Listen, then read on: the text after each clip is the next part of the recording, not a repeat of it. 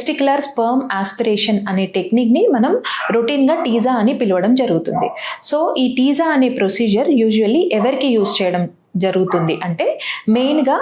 Azoospermia అంటే బయట siemens శాంపుల్లో ఎప్పుడైతే పేషెంట్కి స్పర్మ్స్ అనేవి కంప్లీట్గా నిల్ కౌంట్ ఉంటుందో లేదా జీరో కౌంట్ ఉంటుందో ఇటువంటి కండిషన్ని మనం ఏజోస్పర్మియా అని అంటాం. సో ఈ ఏజోస్పర్మియాతో బాధపడే వారికి మనము యూజువల్లీ లోపల అంటే టెస్టిస్లోనే ఏదైనా ప్రొడక్షన్ అనేది ఇంకా మిగిలి ఉందా అనేది చూడడానికి మనము టెస్టిక్యులర్ స్పర్మ్ ఆస్పిరేషన్ అనేది చేయడం జరుగుతుంది.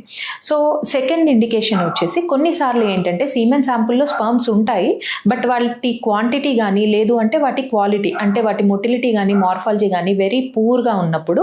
అటువంటి కండిషన్స్లో కూడా మనకి ఎక్కడైతే ప్రొడక్షన్ జరుగుతుందో అంటే టెస్టిస్లో మనకి ఆ ప్రొడక్షన్ సైట్ దగ్గర వాటి క్వాలిటీ అనేది కొంచెం బెటర్గా ఉంటుంది కాబట్టి ఆ ఎక్స్ట్రాక్ట్ చేసి టెస్టిస్లో నుంచి స్పర్మ్స్ అనేవి ఎక్స్ట్రాక్ట్ చేసి వాటిని మనము ఎంబ్రియో ఫార్మేషన్కి యూజ్ చేయడం జరుగుతుంది.